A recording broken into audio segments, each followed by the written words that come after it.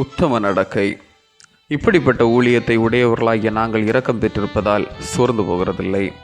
வெட்கமான அந்தரங்க காரியங்களை நாங்கள் வெறுத்து தந்திரமாய் நடவாமலும் தேவ வசனத்தை புரட்டாமலும் சத்தியத்தை வெளிப்படுத்துகிறதுனாலே தேவனுக்கு முன்பாக எல்லா மனுஷருடைய மனசாட்சிக்கும் எங்களை உத்தமர் என்று விளங்க பண்ணுகிறோம். எங்கள் சுவிசேஷம் மறைபொருளாயிருந்தால் கெட்டு போகிறவர்களுக்கே அது மறைபொருளாயிருக்கும். 2 கொரிந்தியர் 4:1-2-3. இன்று நடைபெறும் மாயமான ஊழிய நடக்கைகள், கபட்டு வசனிப்புகள், இருதயத்தில் பட்சிக்கிற ஓநாய்கள், ஆனால் விசுவாசிகளுக்காக கண்ணீர் வடிக்கிற ஜெபம், மக்கள் அறியாமல் வீட்டில் பூச்சிகள் போல் செழுமை பிரசங்கங்களை கேட்டு விழுந்து போகிறார்கள். இவர்கள் நோக்கம் தசமபாகம் என்ற காணிக்கை. வியாபாரிகளை நம்ப வைத்து கோடிக்கணக்கில் கொள்ளையடித்து வானுயர பாபேல் கோபுரங்களைப் போல் கட்டி தங்களுக்காக விசுவாசிகளை வஞ்சித்து வாழுகிறார்கள்.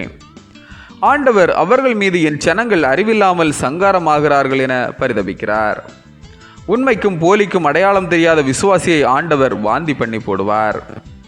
அப்போஸ்தலனாகிய பவுல் வெட்கமான காரியங்களை வெறுத்து தேவ வசனத்தை புரட்டாமல் சத்தியத்தின் வார்த்தைகளை தேவனுக்கு முன்பாக மனிதருடைய மனசாட்சி குத்துண்டு மனம் திரும்பும் எச்சரிப்பின் செய்தியை உத்தம நடக்கையோடு பிரசங்கிக்கிறோம். திருவசனம் மறைபொருள் அல்ல, கர்த்தராகிய கிறிஸ்துவையே முன்னிறுத்துகிறோம். அதன் பலன் பட்டயமோ பஞ்சமோ நிர்வாணமோ நாசமோசமோ கிறிஸ்துவின் அன்பை விட்டு என்னை பிரிக்காது என்ற உத்தம அறிக்கைப்படி நாம் வாழ்வோம். பணம், புகழ், ஆஸ்தி, உயர்வு, கட்டிடம், சொத்து குவிப்பு என்ற பிசாசின் நடவடிக்கையை விட்டு விடுவோம். ஆமீன். இந்த நாள் உங்களுக்கு இனிய நாளாக மலரட்டும்.